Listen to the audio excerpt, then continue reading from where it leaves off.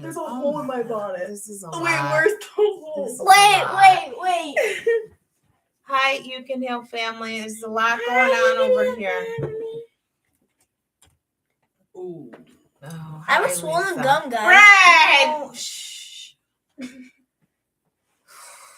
it hurts. Hi, You Can Heal family.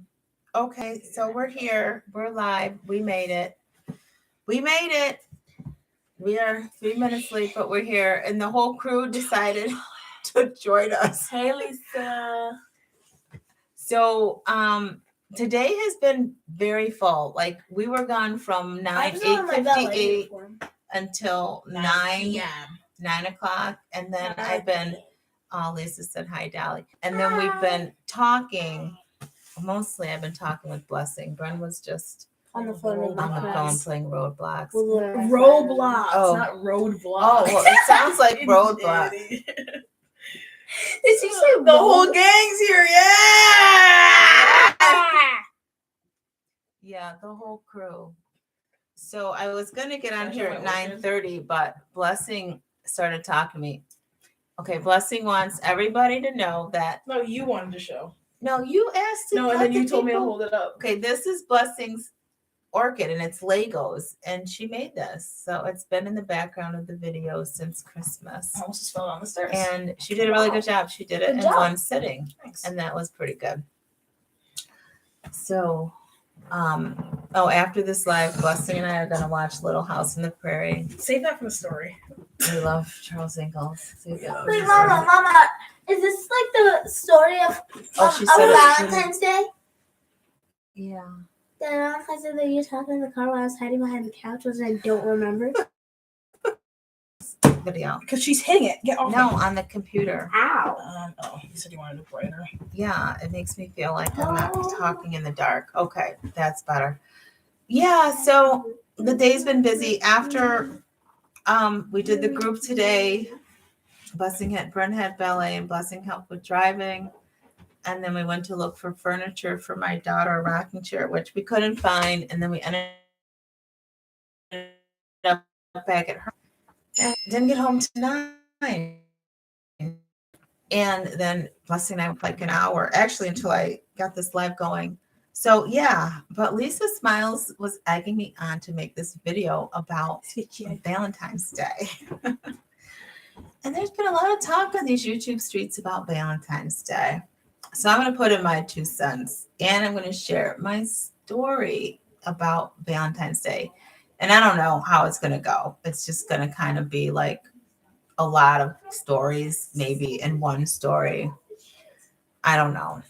We'll see what happens. But before I do that, when I was reading the Jesus Calling this morning before I left, and there was a scripture in Hebrews chapter 12. Oh, Blessing.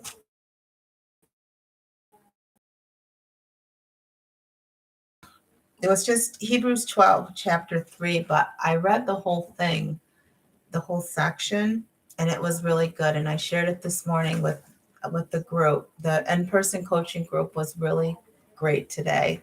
And, I'm just so full from that. I come out of there and I'm like walking on air and really happy about what happened. And one of the ladies texted me and gave me a really nice comment. I don't like when the railing of the stairs is in the shop. So I'm going to start with reading Hebrews chapter 12, verses 1 through 3, just to like kind of get us going and to ease into this. Yeah.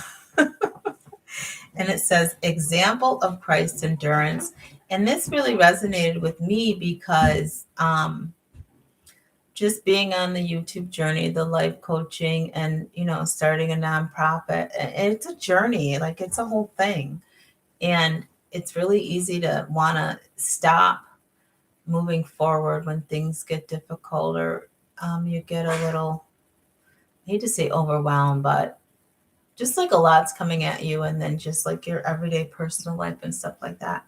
So I think these scriptures are good, and I gotta tilt my glasses, Lisa, because I can't see the words if I don't. So there you have it. So God, open our ears to the reading of this word now. It says, therefore, Since we are surrounded by such a huge crowd of witnesses to the life of faith, and those witnesses are all those who have been in Christ who have gone before us. They're all there, okay, cheering us on and, encouraging us to keep going. So I think of my grandmas, my dad, right? Just people. I think of my best friend from junior high and high school. And it says, now remember, we've got these people cheering us on. So let us strip off every weight that slows us down. I keep thinking this hair is going to catch on fire. Oh yeah, we're going to move you down a little bit. That would be a bad thing.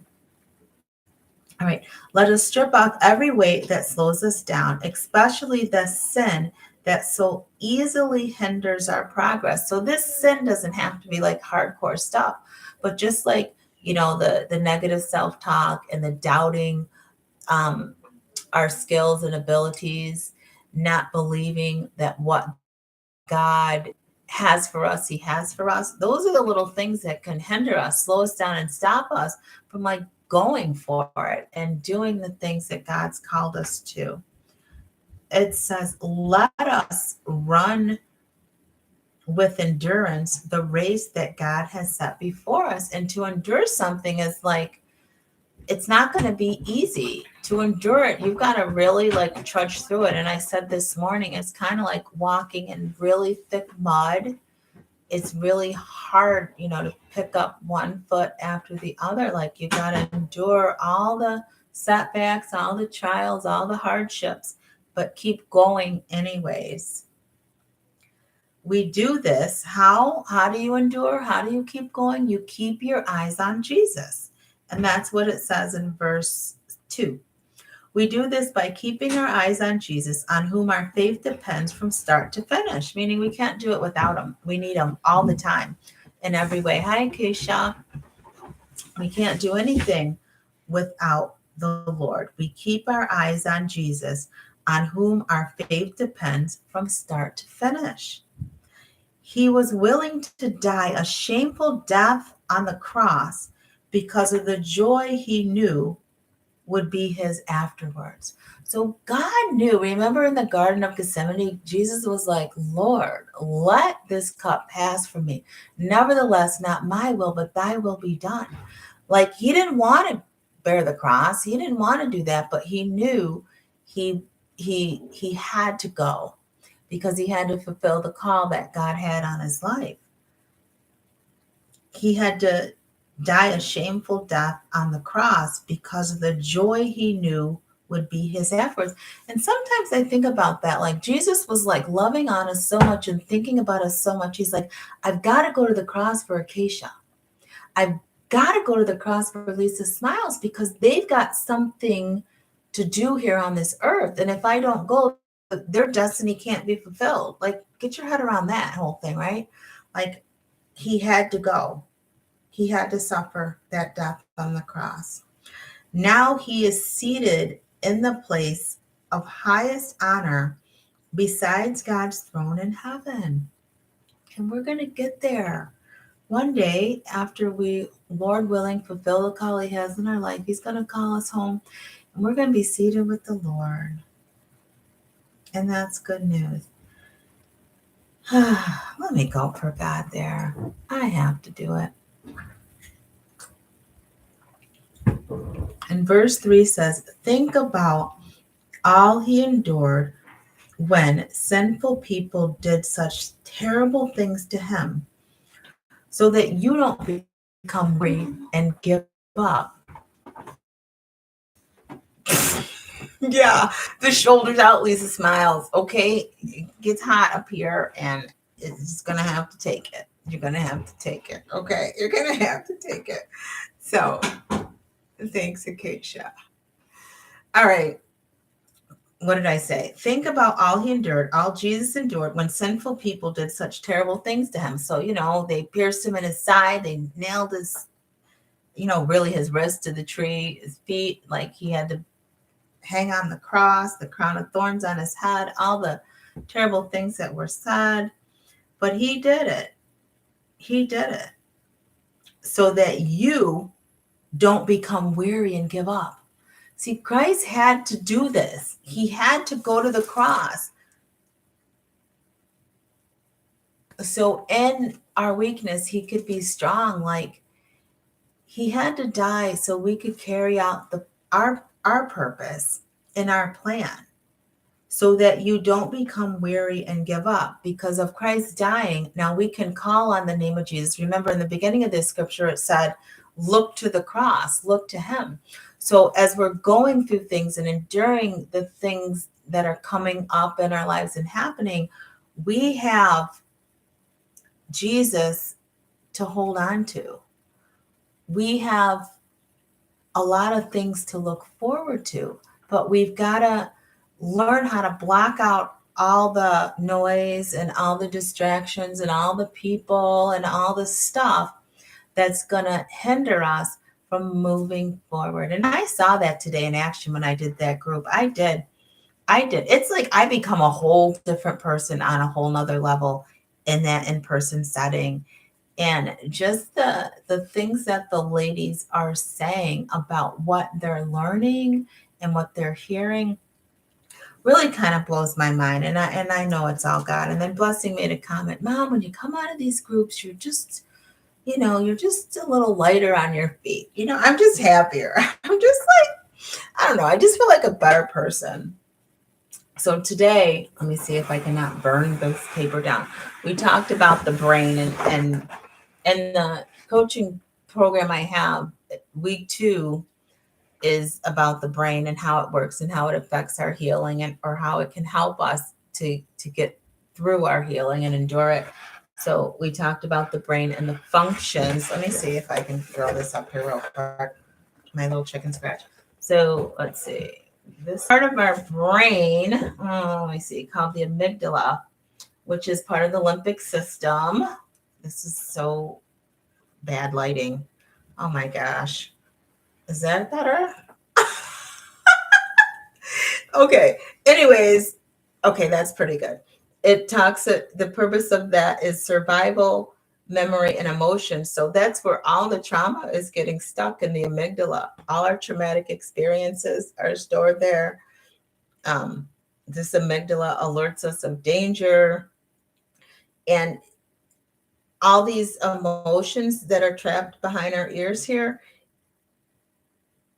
it's in relation to all the fear we've dealt with because of the trauma we've had, and how the brain alerts us to danger. It will revert back to wanting to keep us safe so we don't heal. Because as long as we want to stay safe in this cycle, and you're going to either fight down here on the bottom. So that's just like a quick overview of what we talked about today. I thought I'd throw that your way. But yeah, it was just a really good day. And then I saw my pregnant daughter, and she's just really super cute. So we ordered tonight all the catering for the food for her shower, which is March 4th. So that's really fun. That's really fun. So yeah, I think I updated you on my day. Oh, and then I got to eat my Chick-fil-A in the car and crack up listening to Lisa's live. Now, Lisa Smiles, if you're new here, I'm Shena Major, by the way, and we're healing from the pain of our past and traumatic experiences using God's word to do that. And we're loving ourselves along the way because we recognize that God lives on the inside of us. If you're not a believer and you don't believe that, that's fine. Just keep coming back and keep listening. And I'm telling you, God's going to do what he's got to do, right? He's going to do what he's got to do. So anyways, she was talking about,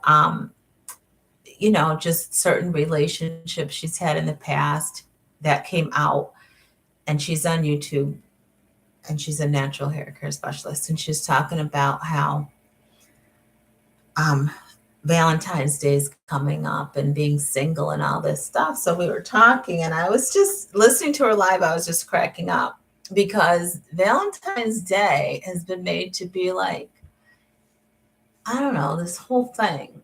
Like, if you don't have a Valentine, then you're less than. Well, that is not true. Or if you don't have your Valentine, then you need to like do the most on this day that's coming up. I think it's Wednesday, right? I think. And I was listening to her and I was laughing a little bit, and thinking about it. And I don't know. It's just like a lot. The whole day is just like a lot. So after this live, Blessing and I are going to watch an episode of Little House on the Prairie. She asked me to watch it with her, and she's been into it. And I love Little House on the Prairie. It's one of my favorite programs. And my son's middle name is Michael. His name is Landon Michael, my son.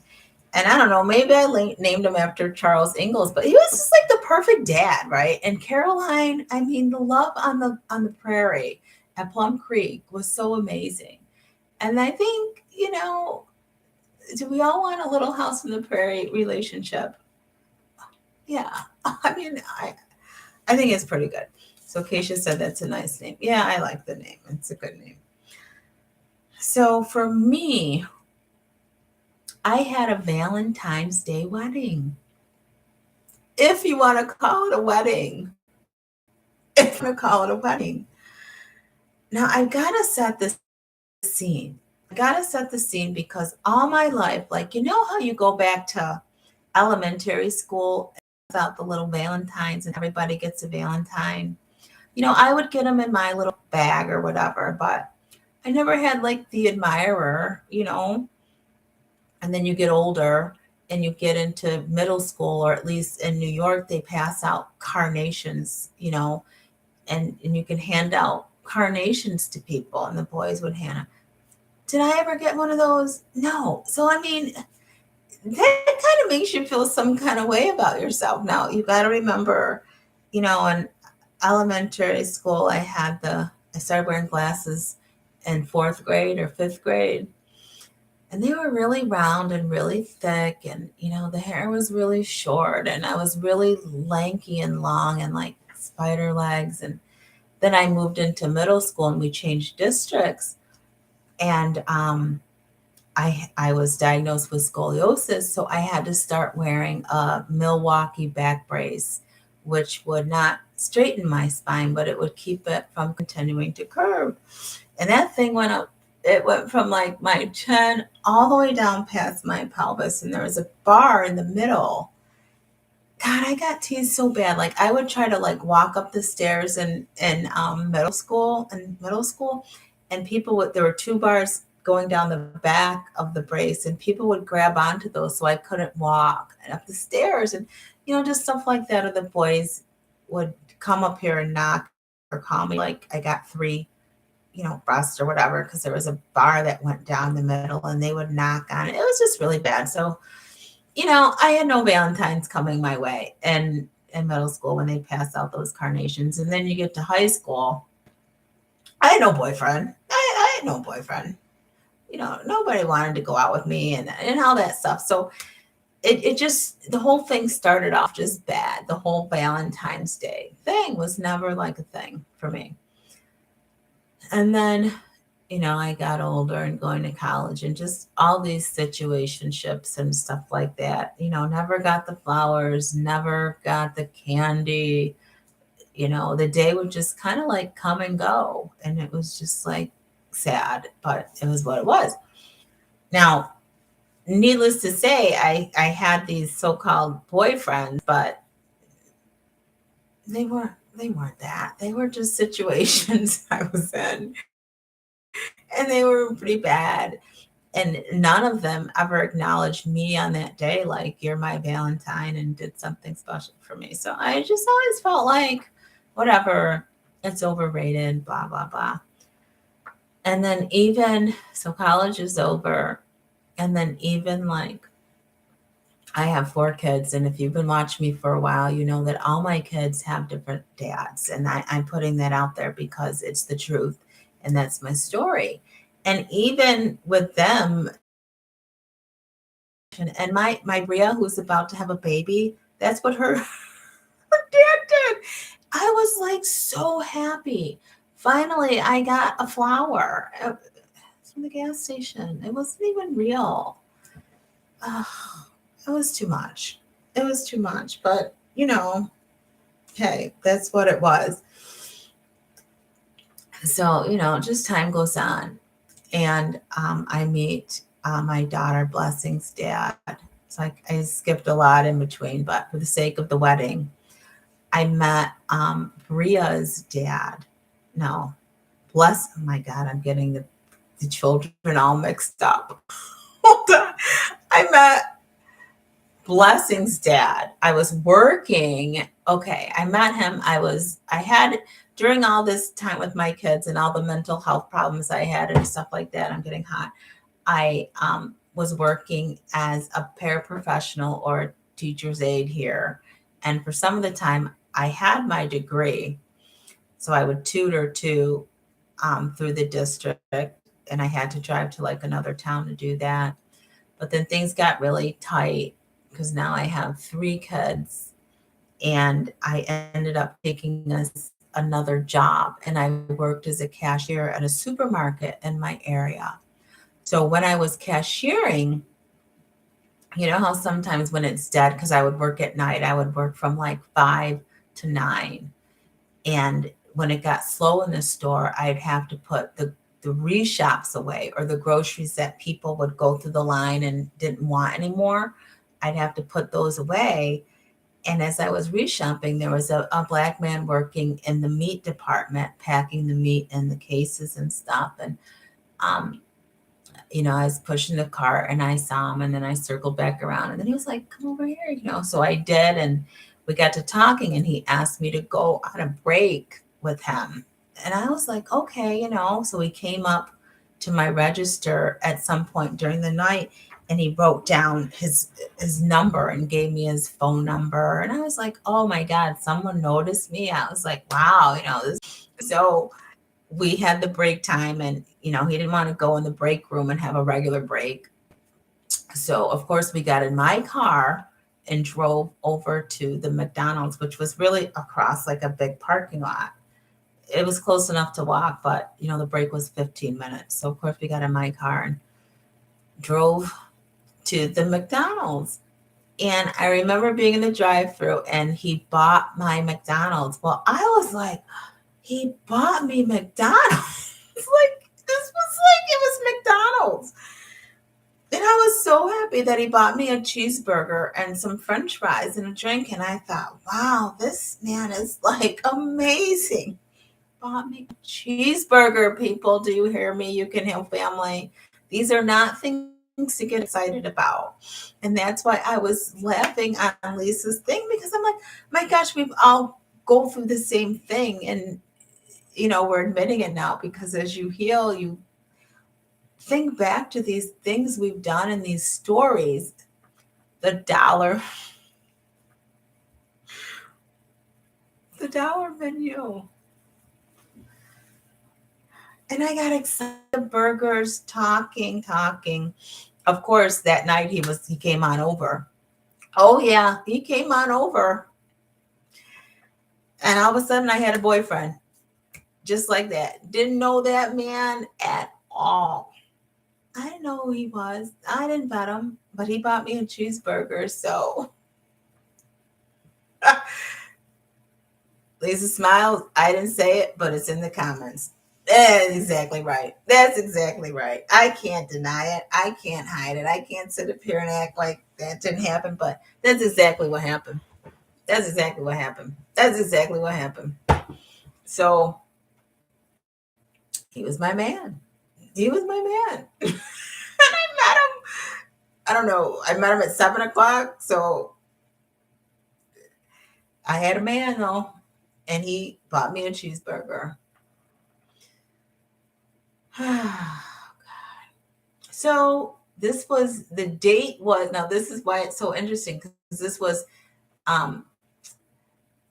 December 11th, 2004. I met Blessing's dad, and I got the cheeseburger that day. He bought me the cheeseburger, and he came over, and he didn't leave that night. He woke up there, and it was on. After that, I was in love.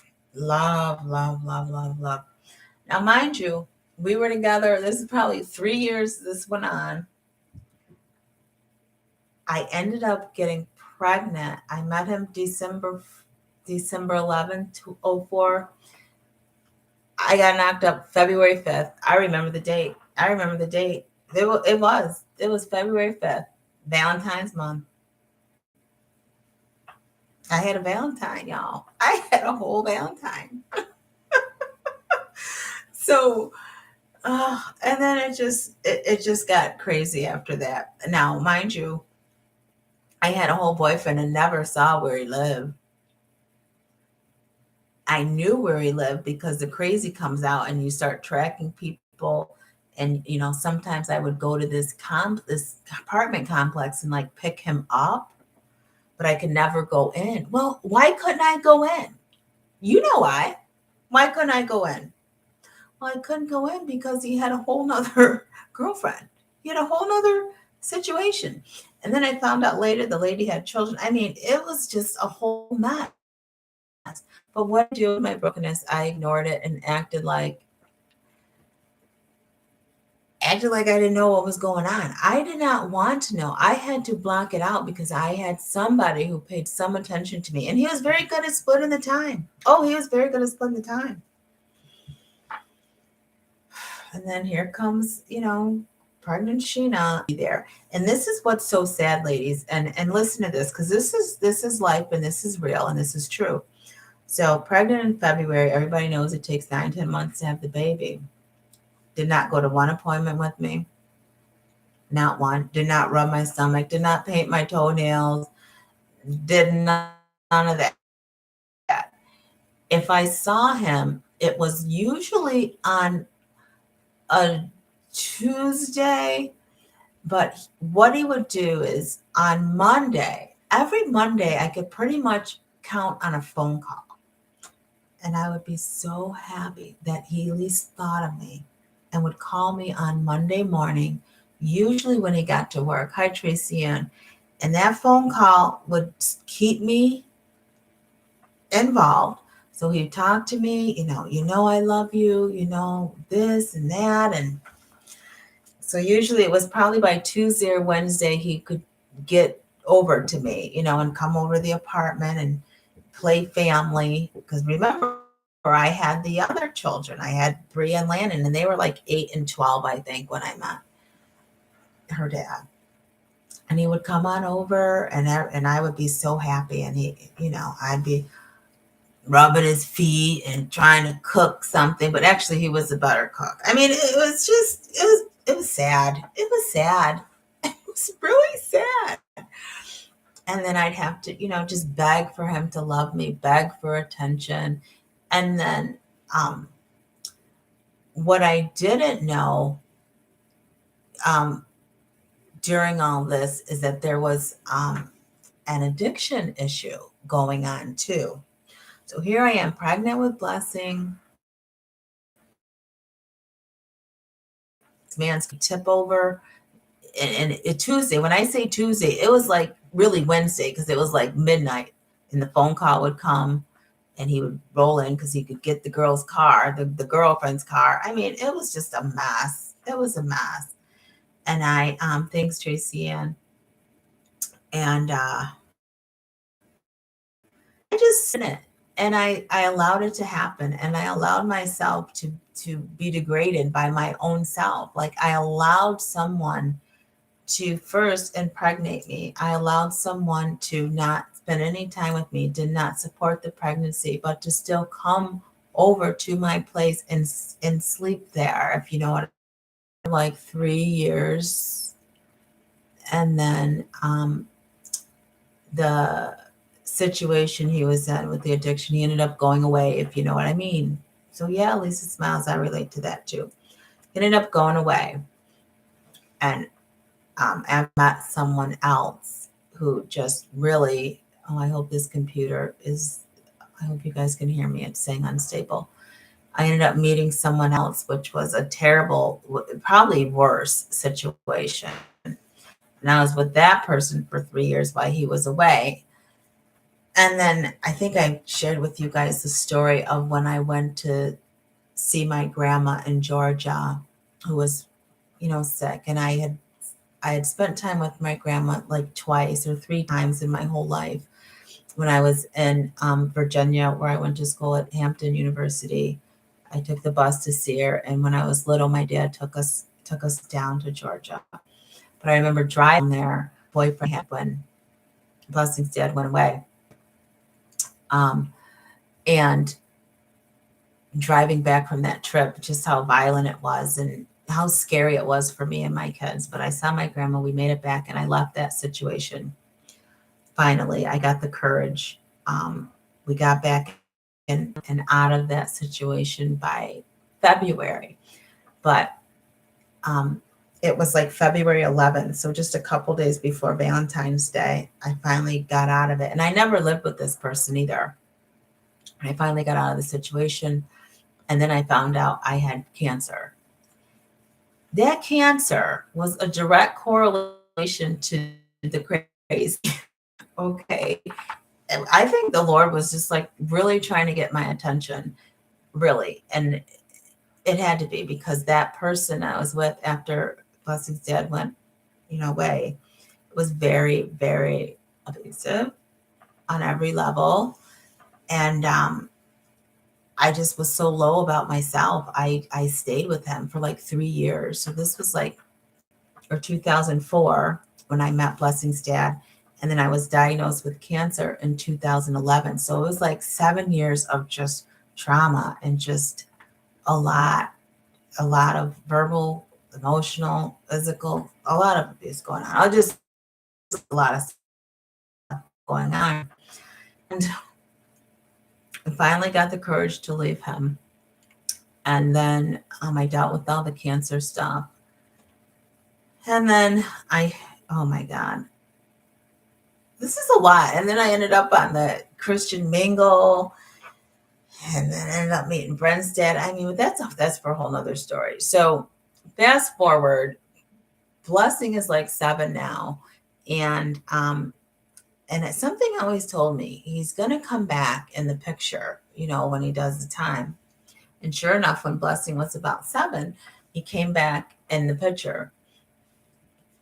And I swore I wouldn't talk to him, but every phone call sounded so good and so sweet. And he's out, and he loves me, and he's back, and he's good, and he's clean, and he's this, and he's that. So I would play these, talk to him on the phone, not talk to him, talk to him on the phone, not talk to him. He came here, stayed here, he left, he came back, he stayed here. And this was going on for about a year. Yeah, Lisa, it was a whole mind thing. And then it got to a point for me that, I was going to church. I was involved in my church, not the one I'm going to now, heavily involved in my church, but I was living in sin. Like I was saying I was a and father. I wasn't married to him. So I was in such turmoil that I begged him to marry me. And that's the honest truth. And he was like, oh, I'm going to marry you, but I just need to get this together. I said, well, fine, but you can't live here anymore. Like they don't leave. And the lady on Lisa's live, I can't remember who it was, but like once they're there, they're there. You can't get them out because they've been there so long. And he wouldn't leave. I said, well, just go back, to the state you're from. And if we're meant to be, but I can't do this anymore unless we're married. And I remember I was standing, the way my house is set up downstairs, there's like a kitchen, and then there's like an entryway, and then there's a living room. And I was standing in that entryway, and he was sitting on the couch, and I was pleading him. I was like, if you just marry me, everything will be okay. At least God will, love me. At least I'll be doing something right, because everything was so wrong. Like if at least I don't want to be in fornication anymore. It was killing me. And so he married me. So that's the whole lead up to my wedding day. So yeah, ladies, my wedding date was February 14th, 2015. So I got married on Valentine's Day to Blessing's dad. And I can't stand Valentine's. One good experience on that day. And ironically, that is the day that the priest could come, the clergyman or whatever he was. So February 14th rolls around, and we got married. I just had on, like, there was no dress. There was no dress. I had on like this shirt, and I've thrown it out since. It was like this blue, purple with like flowers shirt. It's kind of dressy. And then he had on this like striped brown and white shirt. And my neighbors from next door came over, and little Bren at the time hiding behind the couch, like peeking the top of the couch, and Blessings just like standing there like, what's happening? So the man who came in, just the man from the courthouse came, and he had on a bowling shirt, like a whole bowling shirt. I was like, is all this really happening? So my neighbors signed the papers as a witness. Yeah, Bren was hiding. My neighbors signed the paper as the witness, and the man started officiating the wedding, and he put on his little like over thing, whatever it's called, and the whole ceremony did 10 minutes tops. I don't even think it was that long. And then I remember saying the vows, and he didn't even look me in the eye, like he was saying them and looking down, and put the little ring on my finger that I paid for. I bought my own ring. Keisha, get the sheet. Tracy, bought my own ring. He didn't even look at me, put it on my old little finger, and it was done. The vows were done. I was now married. What happened? Tried to take some pictures. Man didn't smile. The girls looked terrified in the photo, and I'm standing there. I don't even have the picture. Just awful. Just one little picture was snapped, and it was a mess. It was a mess. It was a mess. And then that night, I remember immediately after this little wedding ceremony, the man, we signed whatever paper, whatever. I think it's at the end. The witness signs before. Anyways, there was something else to sign.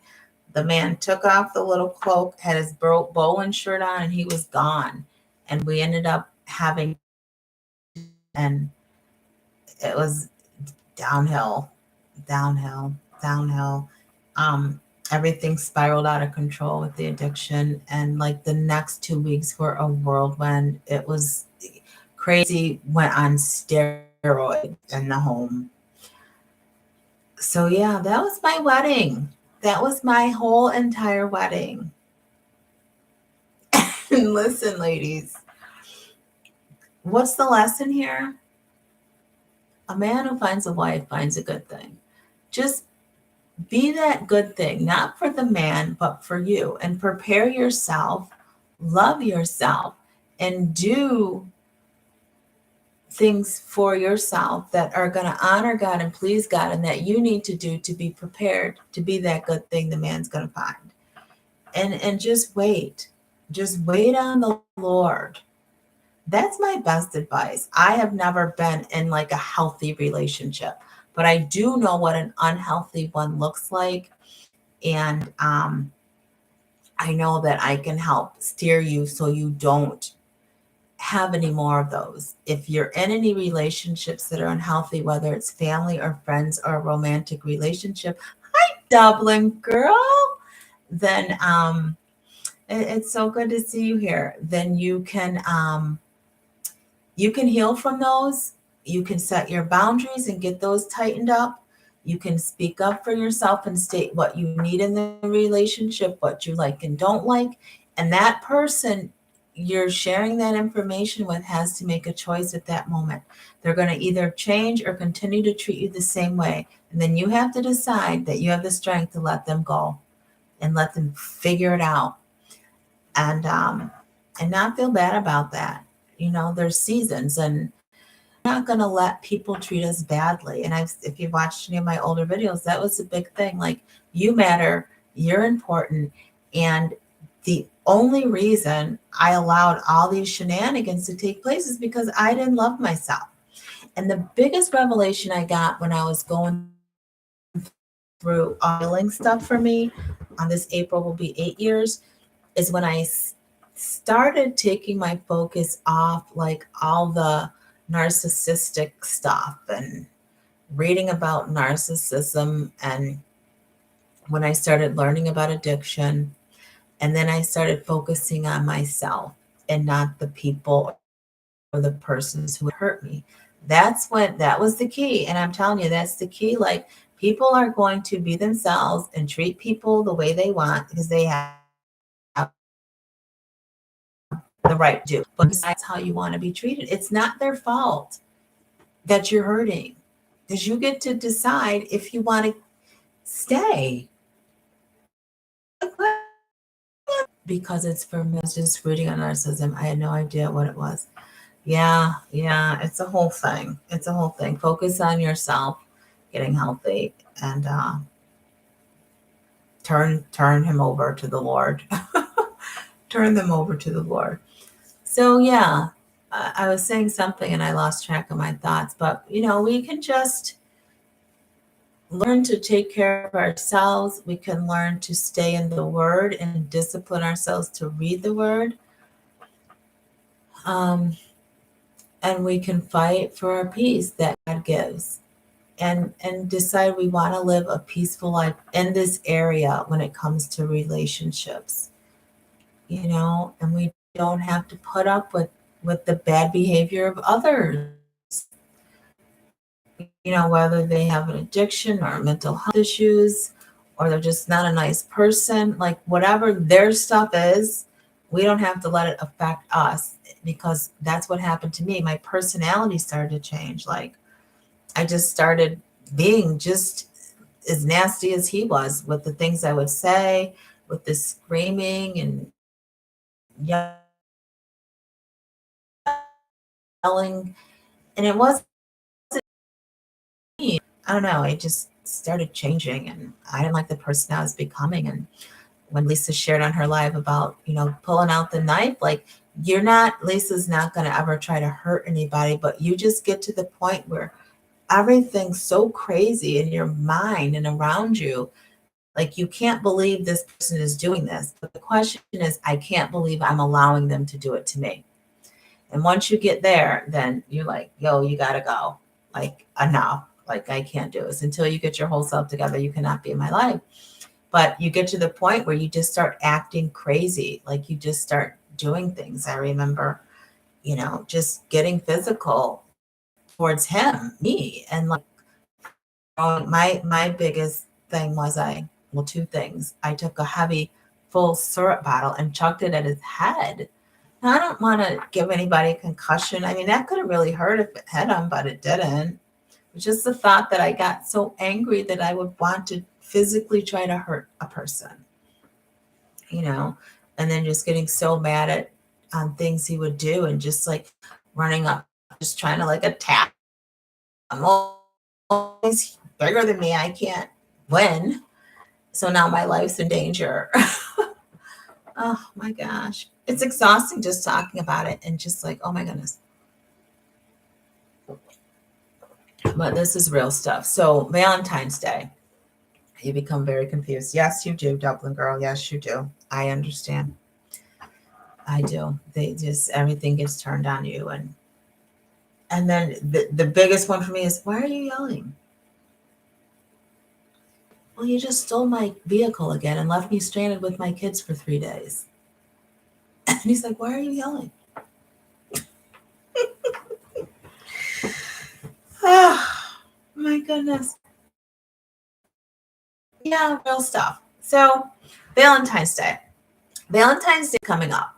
And I heard Lisa saying some things on there, and some other ladies were commenting. And I had to think about that because we've made Valentine's Day something so big. And it is a big deal. And maybe if you do have someone who's kind to you and loves you and cares for you, it can be a very beautiful time. It can be a very beautiful time. But if you haven't had those experiences most of your life, and a Valentine's Day keep coming, and Valentine's Day keeps coming and going, and you're a single person, I can't tell you what to do, but to make that day, the 14th, like this whole extravagant thing. I mean, if you want to, you can, but just make sure you're in the position to do that for yourself. And that's if you want to buy yourself candy or buy yourself flowers or buy yourself a good meal. Fine. But don't go broke doing it because you're doing it from a place of hurt and pain. No one's ever done it for me. So now you're going to go in debt because those flowers or that meal or that candy or that shopping trip or that getaway is not in your budget. Don't go broke. Exactly. Now, what I can't do is tell you how to spend your money, but I can say it's wise to make sure that money you spend is money that you have, especially when it comes to stuff like this with self-care, because you're not self-caring if you can't afford to do things with on Valentine's Day. That's not loving yourself. You're setting yourself back for next week or next 2 weeks or however your pay days come in. So just be sure. Don't get so caught up in the world. Valentine's Day is the world. I know the history behind it. The man he can't react to the day. Right? We're not going to be like, oh, no one ever did this, so I'm going to go out and do all this stuff for myself, or do it from a place of hurt and pain. You know, if anything, and I think Lisa hit on it today, like if you do something, call someone you haven't talked to that, you care for and you love, and tell them happy Valentine's Day. Doesn't have to be, money doesn't have to be spent. And, maybe I'm sharing this because that's where I am in my life. And I even told my kids, like every Valentine's Day, I go overboard for all four of my kids, and cards and money and little stuffed animals and this bundle of stuff. Not this year. I'm not doing that. I'm not doing that. And maybe that's from the Bet Your Spending challenge we did in November or whatever. But like, you love yourself. You know who you are. February 14th is one day out of the year. And being aware of how you feel on that day is almost enough. And just like you can hug yourself, that's free. You can write yourself a beautiful journal entry, that's free. You can call someone and say thinking about you, and they probably appreciate that. That's free, but just don't do it from a place of hurt, because that's hurting yourself in the end. Because I honestly doubt that after you buy yourself flowers and chocolate and food and clothes and go shopping, you're going to feel any better. It's not like after you do all that probably all that stuff you're going to do is probably not going to take 24 hours. So once you buy the flowers and sell them, eat the meal and eat the candy, it's still the 14th, unless you take 24 hours to do all that. Right? So just, another way to look at it. Don't spend from a place of hurt. Yeah, don't do that. Don't go broke. Makes no sense. It makes no sense. And I mean, maybe, one day, the day will come and you'll have someone and you can have a nice Valentine's. I know one year I was married to, blessings to my ex-husband, and we went to like a casino anyways, and we stayed overnight, and we played the little machines, which was his thing. I was dancing because he wouldn't dance and stuff like that. But, we made the best of it. Whatever. But, it was still weird. And I don't know, just enjoy the day. Just enjoy the day and let it be a reflective day. and maybe the day will come where you have a Valentine and you have that person, and then you guys make a memory together. But don't get so caught up in the world's ways, because every day is Valentine when we're Christians, when we're Christian women or men are watching and we're believers in Jesus. We have that love all day long, all the time. And we need to be showing it and giving it out to the world every day, not one day. Not one day. So now I'm not up here hating on Valentine's like that, but I'm just trying to give you another perspective and to see another side of it. And just be someone's Valentine every day in your everyday life. Let your countenance glow. Let your words be seasoned with salt so you know how to answer every man. Bring joy with you. You know, just be kind. Like, just be love all the time. Not just on Tuesday or whatever day it is. Not just on February 14th. Amen? Sound good? So that's my story. There's so much more in between the stories and all the people and all the shenanigans and nonsense, but it's really a whole thing. It's really a whole thing. So that's very true. Enjoy the day. Amen. Yeah. Let me see if I missed anything. You're not alone in your stories, Coach. Okay, so Tracy Ann must have related to something, and she was rubbing my back. So that's good. Looking back, I'm sure we all wonder what on earth came over us to stay with somebody that dysfunctional. Yeah, you're sitting there. I was listening to Lisa, and then she was talking about the homeless man and the garbage. Brent's dad, I don't know if I'm ready to share that story on YouTube. That's a whole thing. Like, I don't think I have the courage today to share how that all went down. But it's like, my gosh, what in the world was I thinking? I don't know. I don't know, but it's all good. So now today, fast forward, my ex-husband left the house in 2018. And I think this February 14th will be, we would have been married 8 years, I think, if my numbers are right. I don't know, like married in 15, 16, 17, 18, 19, 20. Yeah. And now today, I know God's done a work in me because I can talk to him and I'm totally fine. Like, and he makes me think, and I don't hold anything against him. Like, I don't have any hate or anything. It's kind of like a miracle. I really think it is, because now I can hear him say something or look or him, and I can see him for who he is and what he is and what things have happened in his life and what made him the man he is. And I don't hold anything against him because I was really screwed up too. And it was two people. You've got codependent. Here am I, codependent, people pleasing person, starving for love and attention. And he's over here hurting from things in his life and dealing with addiction. And you put all that together, you've got an absolute bomb. It was just a mess. So God be with him, help him continue to grow and heal from his stuff as well. But, I don't hate the man. I don't. I really don't. That's that. We learn the lessons in life. Yeah, there's so many.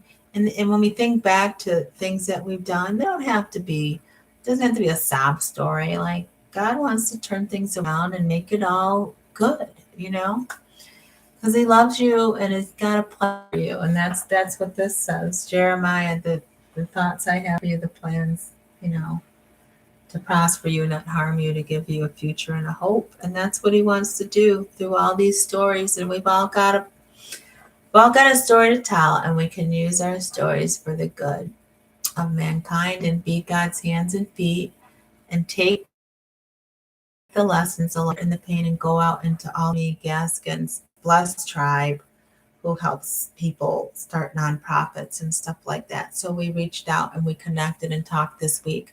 So we're going to meet on Monday over Zoom and, just get some help. If you don't know how to do something, ask for help. Like ask for help. And then just go at your own pace and you'll get there. And God is real and God is good. And I have the what is it called? The playlist with the Bible on there. If you're listening to my video, and I talked about the Lord a lot and you don't know him personally, just keep listening and learning and reading and hearing the word, and your faith will begin to grow. It can't, God can't deny himself. So when you're listening and reading and hearing, it's going to get in you and it's going to begin to change you, or you're going to begin to ask questions about who this Jesus is. And he'll answer you. He'll use people, he'll use situations to show you he's real. And he wants you to acknowledge him and ask him in your heart, and he'll live on the inside of you and guide you into all truth. And that is the truth. That's the truth. You can heal family. That's the truth. So, yeah, I don't really know where we left off, but I kind of feel led to read this till I get sleepy. Let me see where we left off. So this is the little book I wrote called You Can Heal.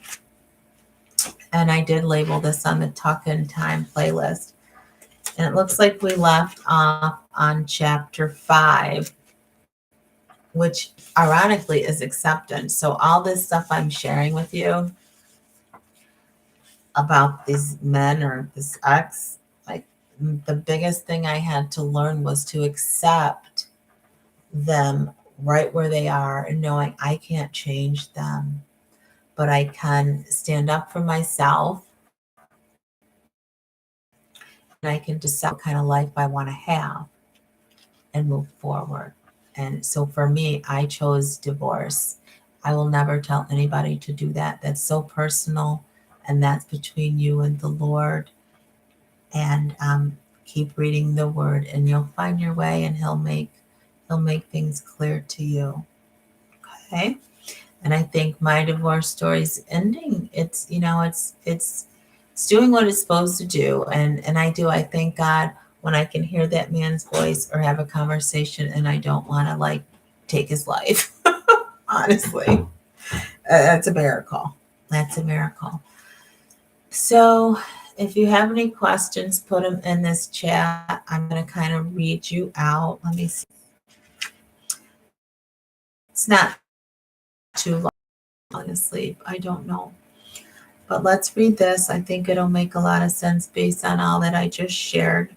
And hopefully, I don't know, you'll just sleep peacefully tonight, right? That changed my life. It was simply this. When we accept people for who they are and don't try to change them or fix anything about them, is when we become free. It is such a powerful thought. I can accept a person for who he is and not try to judge him or change him or trick him into doing something to make me feel better. That's a really big sentence, and I hope you got that. I'm going to read it again. If you need to go back and listen a couple times till you get this point. I can accept a person for who he is and not try to judge him or change him or trick him into doing something to make me feel better. And that's something I became manipulative, right? Most people who are hurting you are manipulative people, but you become that because I would try to, do this or act this way or set this thing up or whatever to try to get the person to see things my way and do things differently so I could feel better about myself. And you can't wait for someone else to change or do something you want them to do to feel better about you, because what if they never do it? You're always going to feel bad about yourself. It's ridiculous, right? Once I started practicing acceptance is when I was able to grow, because I wasn't looking for something outside of myself to heal. In order not to feel the responsibility of trying to fix my abuser, I had to accept him, make peace with it, and move on.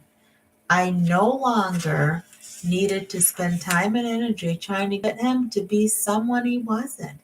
I wouldn't actions or realize how badly he had treated me. Instead, I could use my energy to focus on myself, not what someone else had done to me. I took a deep breath and experienced the freedom of not being attached to another person's choices. Recognizing and accepting this allowed me to see my life more clearly. Practicing acceptance can help you to reframe your thinking of the person who has hurt you.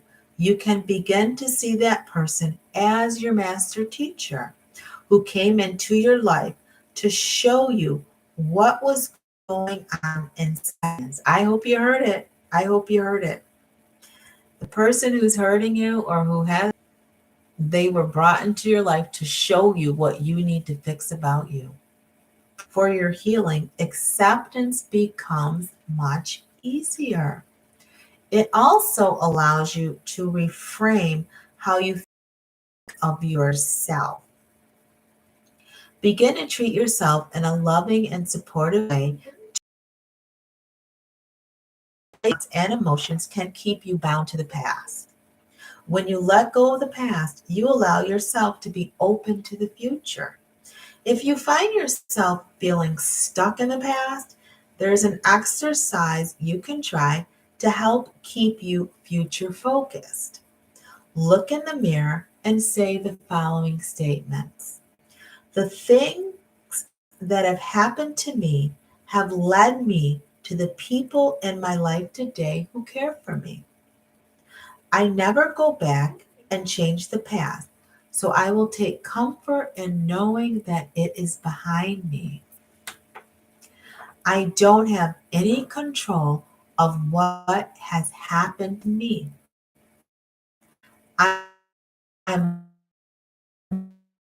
statements you can say to yourself in the mirror to help you get unstuck from your past. Hi, Chrissy Sam.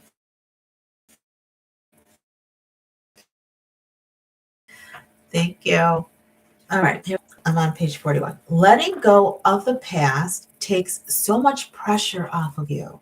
It gives you a chance to enjoy the moment and live in the present. It allows you to take a deep breath and experience the inhale and the silence before the exhale.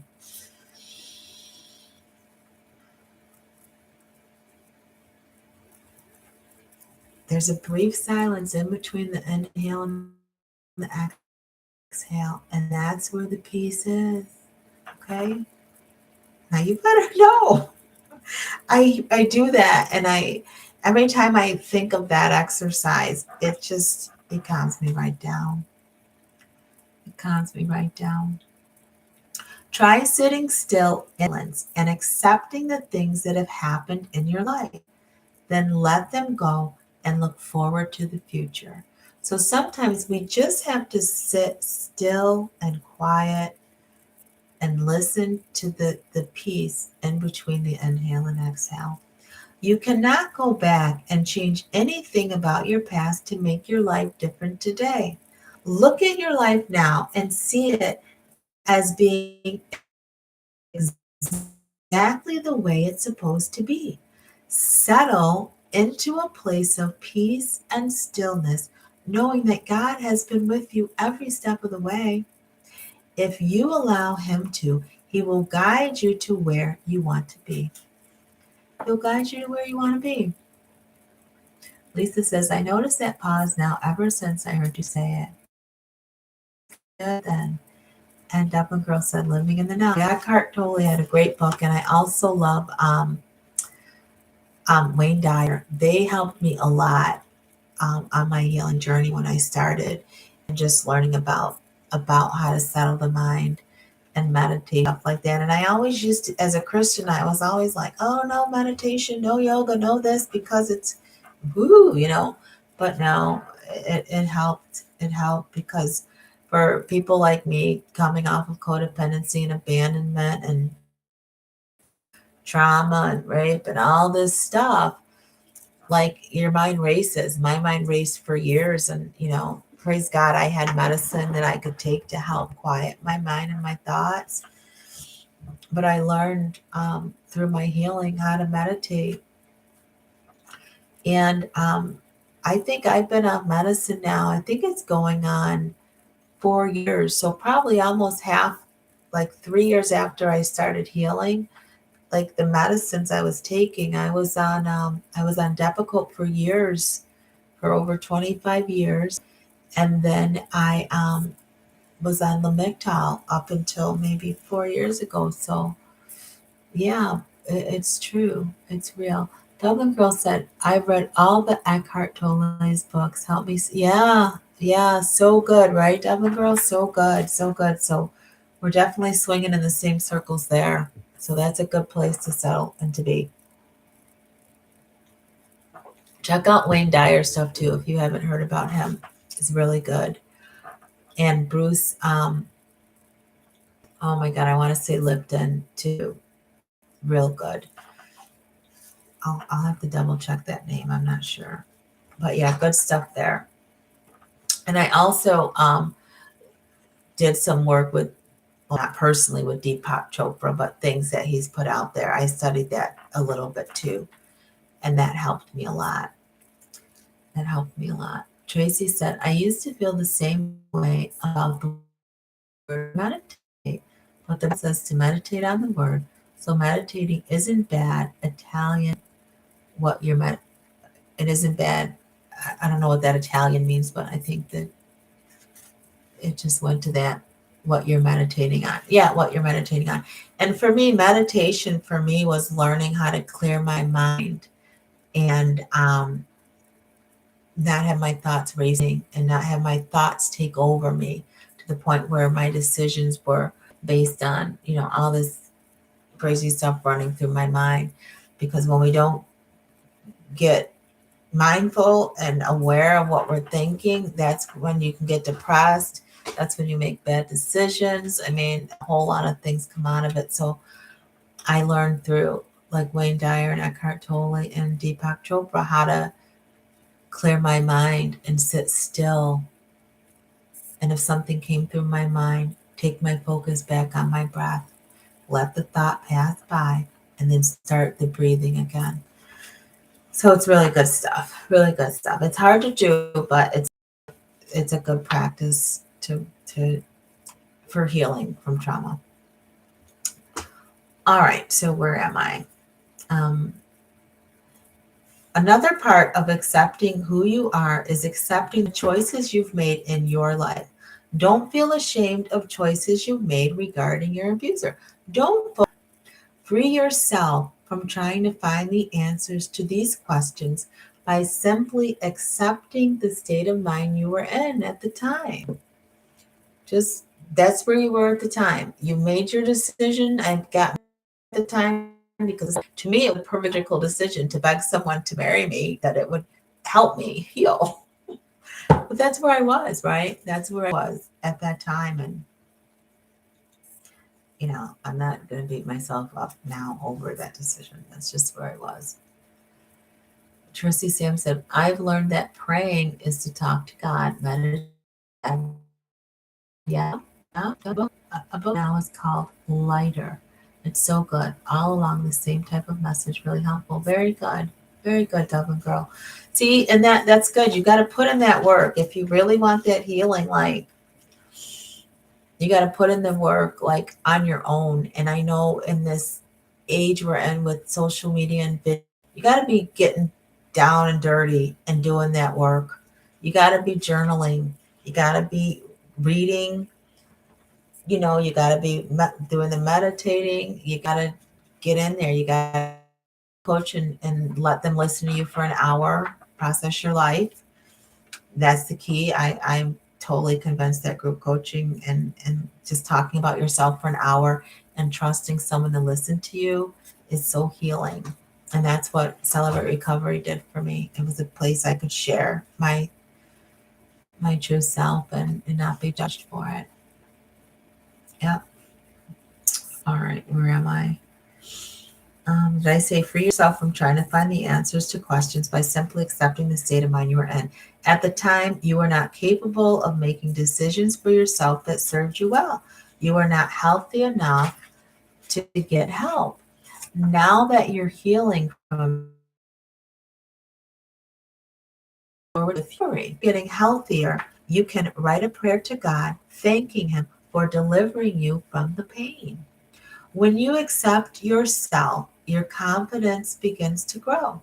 You believe in your own thoughts, feelings, actions, and decisions. You do not allow other people to shape your opinion of who says about you. Point blank, period, right? Tony Caskins, point blank, period. Listen, I base my decisions about who I am, not because someone told me I was crazy, not that, oh, you got a master's degree and you're so dumb and da da da da da da da. No, I base my decisions on who I am by what God's word says about me. And that's the same for you. End of story, right? Try practicing self acceptance by doing the following. And these are simple things. Just try being nice to yourself. Be nice to yourself. Forgive yourself. Be honest with yourself. Trust yourself. Never doubt yourself.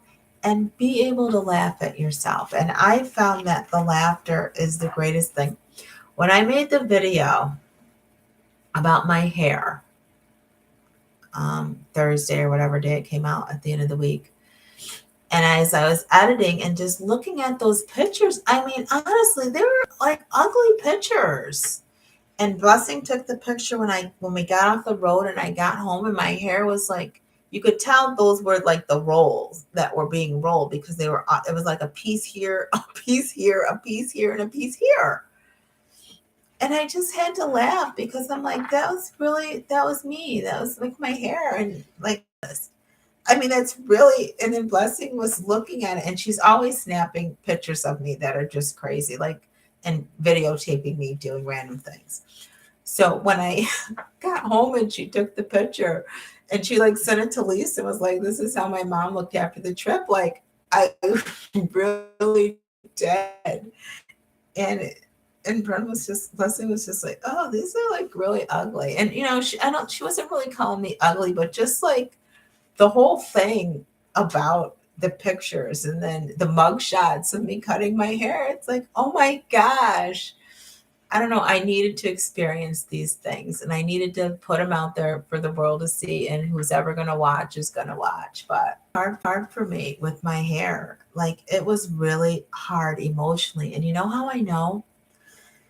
Because I reverted back and I had a relapse because my all week.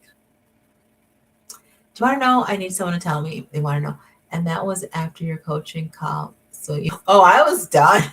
Yeah, I was done. I was done. After that call, I was done. I was laid out. I needed someone to rub my back. I needed someone to lay hands on me. Like, I needed the whole shebang. I needed the whole shebang. Oh, let me go for God. Oh my God. I needed the whole shebang. But yeah, I knew the week was 8 McDonald's chocolate chip cookies. They're like my favorite. And I have some in the house now. And I figure, you know what? I'm going to eat some more tomorrow. And that'll be like my last day of that. But anywho, it was a whole thing. I had whole thing, the whole hair thing just like took me right out. And then this hairstyle is a whole thing too, because I had trauma as a little girl, like, always being told, oh, I look better with long hair, or I'm prettier. So I don't know. I was just fighting against that and wanting to prove a point. Like, I do love myself with my own hair. I can look at myself in the mirror and see my own hair and figure out how to work with it and how to style it and how to like not hide behind a wig or long hair that didn't grow out of my head. And it was hard, but it's all good. It's all good. And like, so putting in attaching longer hair to my hair, it's not, I'm beautiful with hair, longer hair or shorter hair, and just learning how to work call is I need a professional in between the hair, in between like the styles or in between the washes. Like I can't go solo for 3 months alone on my hair. Like I need help. It's kind of like when I had the cancer, like I couldn't just go get a treatment every 3 months. I had to go like every week and then be sick as a dog for like a week and then start it all over again, or I wouldn't have healed. I wouldn't be on this video. I would be with Jesus, right? And that for me, with my hair, I've learned that I can do the things that my virtual stylist Lisa is teaching me, but I still need help. I still need help. And I admit it. I had to admit it. And I had to get out of denial about that because, you don't want to spend the money. This was for me. I didn't want to spend the money. The time it takes to go sit there and to drive there and blah, blah, blah, blah. It's just a lot, right? But it cost me by thinking that way and limited my thinking. So I had already had my ends all cut. And then I was listening to the videos. Okay, so now I'm sharing with you what I went through. And then, my hairstylist here in person his name is Julian. He trimmed my hair, but it just kept breaking more and more because I would I got it trimmed, but then I didn't go back to see him for 3 months. I can't do that. I need I need to go regularly. Okay, so let's just let that sit right there. And that's just me. So, Chrissy Sam said that Steve Coach Shena, is the hair heavy? Well, I mean, a little bit. I think it doesn't feel as heavy when I tied it back. So it doesn't feel as heavy with it back in this pulling it back like that. But it's a lot, it's a lot of hair. But it's a lot of hair, but it's still a lot of me under the hair. I'm here still. It's just what is it called? Oh God, what is the name of this hair? Goddess locks or something like that. But the locks aren't me. It's kind of like the video when all those wigs were going. The hair doesn't make you better or prettier. It's just fake hair on my head to protect my real hair. So the goal is not to be glamorous. The goal is to protect my hair and to have fun experimenting with styles that will protect my hair and keep my hair healthy. Because healthy hair is what we all want. Hopefully, it's what I want and what I learned. So that's like, what I got out of the hair thing. So if you're struggling with your hair, have a coaching call with the hair evangelist and get your whole life together. Right. And work through some tough things. Because what I found out, there were childhood wounds going way back. The Jerry curl, just a lot of things. Yeah, Tracy, and your service keeps lagging. This computer keeps saying unstable connection because Spectrum is just a whole nother topic. After the Super Bowl tomorrow, I'm getting rid of my cable, you guys, because I'm on my debt freedom journey. So cable's got to go. And I tried to switch my service to Verizon, but they don't for internet, but they don't have it in this area. It's like I had Time Warner, but Spectrum took over. It's like taking over everything. Like if you don't have Spectrum, you can't have Wi-Fi where I live. It's kind of weird, but that's just what it is. All right, so let me get some water and then I'll finish this up. It says, when you can do these things, be nice to yourself, forgive yourself, be honest with yourself, trust yourself, never doubt yourself, and be able to laugh at yourself. When you can do these things, you know that you're on your way to living the life you really want and the one God has designed for you.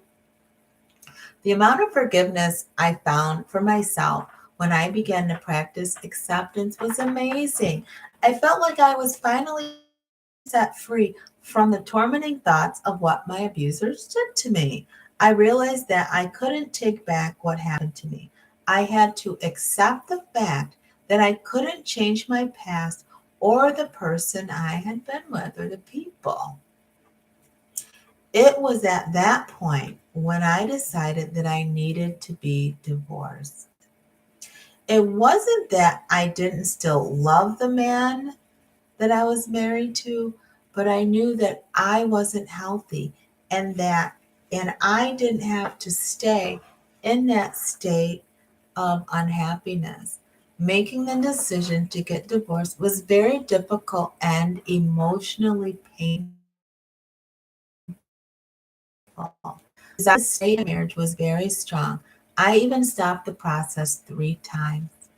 However, when I would search deep within myself, I knew that God didn't create me to be sad and miserable. I spent many years trying to control someone else so I could be happy. I had to believe I could be free. I had to accept the truth about the person who hurt me, but I also had to accept and forgive myself for the things I had allowed to happen to me. Then I could have peace. I could think about things that had happened to me and say, "You're strong, Sheena. You made a good decision to get help and to accept who you are." I knew then that everything was going to be okay. I could finally figure out who I was meant to be. It can happen for you too. Stick with it, read this book to the end, and then go back and read it again. Don't give up on yourself. Believe that your life is going to be different because you are strong and you can move forward with faith. Trust that God will help you when you're weak. He'll be strong for you, and you'll be able to grow, to heal, to change, and to be that person you're meant to be. You can heal. You really can. So that of acceptance. And cable went for me 7 years ago. Just internet. I'm about to get on it. I was gonna do it last month, but we like football here in this house, so we're gonna watch the Super Bowl. Our team's the Bills; they're out of it, but for the sake of football, we're gonna watch tomorrow, and then it's getting cut off right after that. And then next year, everybody's just gonna have to take it. Like I don't know, figure something out, but yeah. Lisa said, "Yes, you can heal." You are a living testimony. Yeah.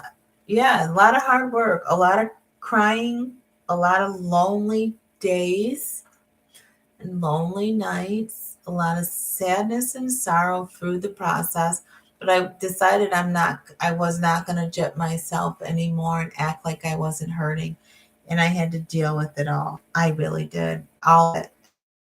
I had to go through it. The only way to heal is to go through it. You cannot like fake it. You just can't. I had to get that counseling going. I had to journal almost on the daily. I had to saturate myself with people, meaning I had to search personalities on YouTube that were good for me. So, Hoodins, Joyce Myers, Tony Gaskins, Kim Saeed, yeah, I think that's 9. Those were the main people that became like my friends. Sounds weird, but they became like those were like my mentors, and I read everything I could online with them and listened and got books on the library that they wrote. Oh, and I obviously I already said um, Wayne Dyer, Eckhart Tolle, and Deepak Chopra too. So I think that's about 10.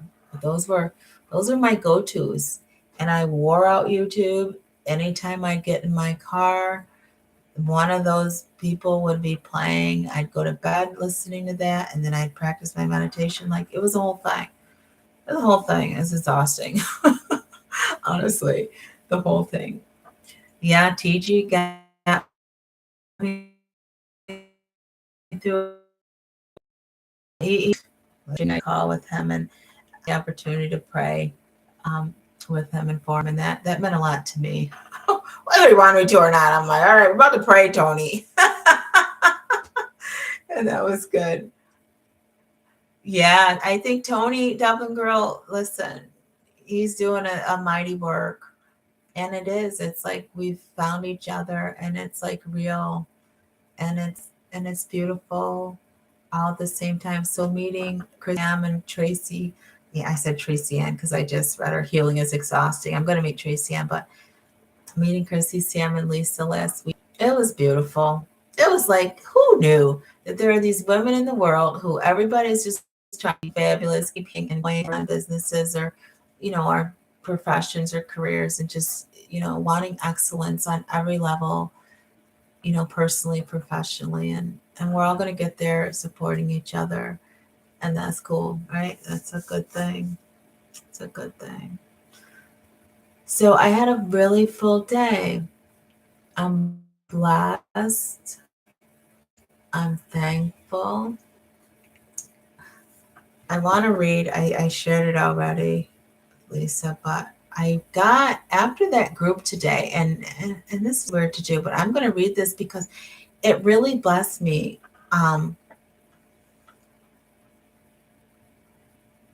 Lisa missed a great time. Tracy Ann said, that's beautiful that you prayed for Tony. And Dublin Girl said, he replied to a letter I sent to him a year ago, and it really was a great thing. Yeah, I bet it really encouraged you along the way. It really did. I remember when I was going on my mentor, I'm not on now. I had to really look at my budget with things because I'm on his Patreon too. But anyways, when I was trying to upload the picture and I was emailing back, I was just so impressed how he was back, Sherry. But he helped me figure out like why the blue dress I had on wasn't uploading, and he actually sent me the file and through something he did on the computer so I could get it uploaded, which was the extra mile. Like he did not have to do that. So I thought that was pretty, but like to show you or to have you here, like when we're trying to reach a goal or do something, and for me, like deciding in 2022 his too, but just to do something for myself after going through the whole divorce and trying to help other people, and then I'm finding you guys, you ladies. And I had this comment come back today that one of the ladies in the group sent to me, and it said, hi, I just want to tell you that I appreciate you and all that you're doing for me to grow in Christ. Your patience and soft voice gives me comfort and joy, knowing that I can overcome the hurts and fears of past and current relationships, and knowing you're not going to give up on me and abandoning me means so much. Oh my God. That's the Lord. That's the Lord, because I'm just over here half the time not knowing what I'm doing, like trying to do the nonprofit, the LLC, figure out the website. I mean, it's a whole thing. But the whole point is just trying and moving forward afraid. And then you get little messages like that, and it makes you say, okay, Lord, you're with me. You're here and I'm not alone. And that's why seeing Chrissy, Sam, and Lisa in person, I was not alone. I was not alone. These women were like so fun, and that dinner was so fun, and I don't know, it was just fun. So Acacia and Tracy Ann and Dublin Girl, like I really believe like God's gonna set that all up, and I'll be able to meet you guys too in his perfect timing. His perfect timing. Yeah. Moving forward afraid. Yeah, I say that a lot to myself. And it was even hard for me because when we were on that call with Tony, I private chatted the lady who does the nonprofits. It was on one of those lunch breaks, and some people were talking in the chat, and I kind of was listening to it and kind of got in on it, and I direct messaged her in the Zoom, and I was like, I'm going to reach out to you for help. Well, that you know how long ago that call was. That was like the beginning of when I finally dug out the name of the company and the email. And I'm like, I cannot do this alone. I was trying to figure things out and I reached out and what a nice person. And she's in the Blessed Tribe. I mean, so nice. Her company is called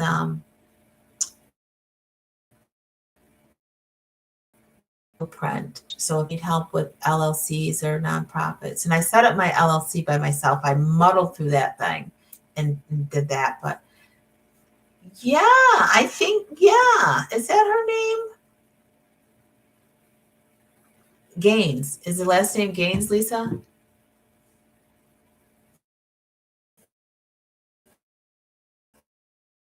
Yeah. Yeah. Um, so, and I was afraid to reach out to her. And yeah, she emailed me today. Yep, Gaines. And but I just had to do it afraid. I'm like, okay, she's just a person, like, okay, let's connect. And it was really cool. So I'm looking forward to the call with her Monday, I think it is, or Tuesday, or whatever. So yeah, really cool. So praise the Lord, right? All right. Well, I'm war slam out, y'all. I am. I'm gonna get off this live and I'm probably gonna sit in this chair for a minute. Oh no, different person. Oh, different person. Okay. Well, the name that's interesting because the name starts with an M. Well, let me pass this information along in case someone else wants to start a nonprofit or LLC. Now, hold on. Let me muddle through this here and try to find it out. Milani. That's it. Milani Gaines. Okay. Blue Blueprint is her website. I don't know if I'm saying that right.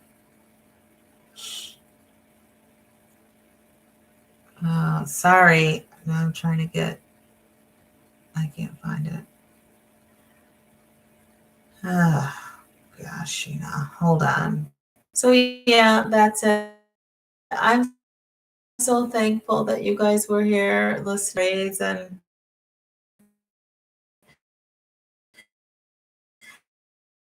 my wedding day.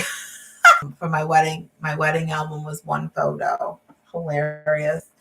But anywho, that's that. All right. What time is it where you are? Okay. So for me, it's 12:28 a.m. So it's Sunday now. It's Sunday now. Where are you, Daryl? I'm sleepy. I'm tired. Yeah, it's 12. What did I just say? 12:28 a.m. So it's like Sunday morning now. And tomorrow I've got I'm signing at church tomorrow. And I'm doing Sunday school. And I'm giving it's not a speech, but I got to do this reading for Black History Month. And I'm not as prepared as I need to be. So let me get off of here and try to practice these songs for a half an hour or so and then go to bed. But I love you all. And happy Valentine's Day. Yeah, may the strength of the Lord you all tomorrow as well. Tracy Ann said it's 9:28 there. Still pretty early. Oh, that's good. That's good. Yeah, love you all. Have a great night. Have a great evening. Have a great day. And just keep being fabulous because you are. And always remember, God, oh my God, I forgot what I say. God, what do I say? True healing begins with self-love. Why? Because God is love and he lives on the inside of you. We'll talk soon. Bye, you guys. I couldn't remember my own line. It's hilarious. Oh, it's hilarious.